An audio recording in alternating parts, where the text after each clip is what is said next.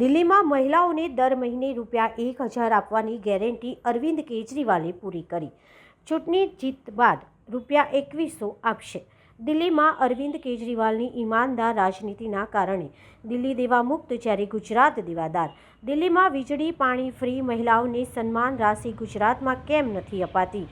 આપ પ્રદેશ પ્રમુખ ઈશુદાન ગઢવીએ ગુજરાત સરકારની ઝાટકણી કાઢી. નેતા હોય તો માનનીય અરવિંદ કેજરીવાલજી જેવા, જેમણે ગેરંટી આપી હતી દિલ્હીની મહિલાઓને અને આજથી એ પૂરી કરી. દિલ્હીની મહિલાઓના ખાતામાં આજથી દર મહિને ₹1,000 પડવાનું શરૂ થઈ ગયું. તમે વિચાર કરો, દિલ્હીમાં બસ સુવિધા મહિલાઓ માટે ફ્રી છે, વિદ્યાર્થીઓ માટે ફ્રી છે, કોચિંગ ક્લાસ વિદ્યાર્થીઓ માટે ફ્રી છે, વીજળી ફ્રી છે, પાણી ફ્રી છે, અને એટલું નહીં, દવાખાના, મોહલ્લા ક્લિનિક આ સંપૂર્ણ ફ્રી છે, અને ઉપરથી મહિલાઓને મહિને ₹1,000.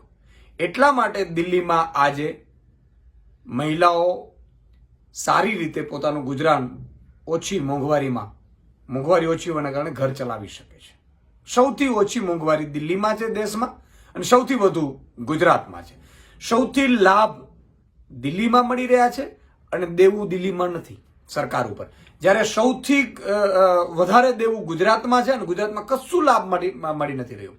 માનનીય ભૂપેન્દ્રભાઈ, મારે કહેવું છે કે મધ્યપ્રદેશમાં તમારી સરકાર છે, એ મહિલાઓને લાડલી યોજના અંતર્ગત નાણાં આપે છે મહિને. મહારાષ્ટ્રમાં આપે છે. ગુજરાતમાં મહિલાઓએ શું પાપ કર્યા છે? આજે અરવિંદજીએ ફરીથી એ મહિલાઓને બીજી ગેરંટી આપી છે કે ₹1,000 તમને ગેરંટી આપી હતી, ₹1,000 મળવાનું શરૂ થઈ ગયું. પણ ચૂંટણી પછી ફરીથી આમ આદમી પાર્ટી જીતશે, માનનીય અરવિંદ કેજરીવાલજી મુખ્યમંત્રી બનશે, એટલે એ રાશિ વધારીને ₹2,100 કરશે. ₹2,100 ખાતામાં આવશે.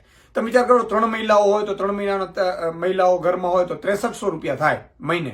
તો 6300માં એ અનાજ કરિયાણાનું બિલ ચૂકવી શકે, દૂધનું બિલ ચૂકવી શકે, એ પોતાના બાળકોની ટ્યુશન ફી ભરી શકે.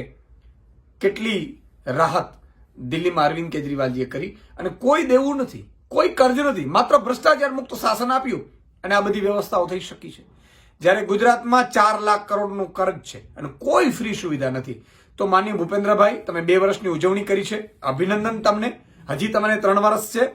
તમારે જો તમે કંઈક સારું કરીને જવા માંગતા હો, આમે 1 વર્ષ રહેશે એટલે તમને હટાવી જ દેશે, જેમ વિજયભાઈને હટાવ્યા હતા એવી રીતે. તો તમારી પાસે 2 વર્ષ છે. આ 2 વર્ષની અંદર તમે મહિલાઓને દર મહિને ₹2,000 જાહેર કરો ગુજરાતમાં, એવી આમ આદમી પાર્ટી તરફથી હું માંગ કરું છું. અને તમામ મહિલાઓને ગુજરાતની હું વિનંતી કરું છું, તમામ મહિલાઓ પોતે પણ સોશિયલ મીડિયા ઉપર પણ માંગ કરે, ફેસબુક, ટ્વિટર, ઇન્સ્ટાગ્રામ ઉપર. અને તમામ જે ભાજપના કાર્યકર્તાઓ અથવા ભાજપના કાર્યક્રમો હોય અથવા ભાજપના હોદ્દેદારો આવે, સાંસદ, ધારાસભ્યો, મંત્રી, મુખ્યમંત્રી, એમની પાસે માંગ કરો કે તમે બીજા રાજ્યોમાં, મધ્યપ્રદેશ, રાજસ્થાન, મહારાષ્ટ્રમાં તમે લાભ આપો છો, ગુજરાતમાં કેમ નથી આપતા? તો આ એક માંગ તમામ મહિલાઓ પણ કરે એવી મારી વિનંતી છે. જય હિન્દ, જય ભારત.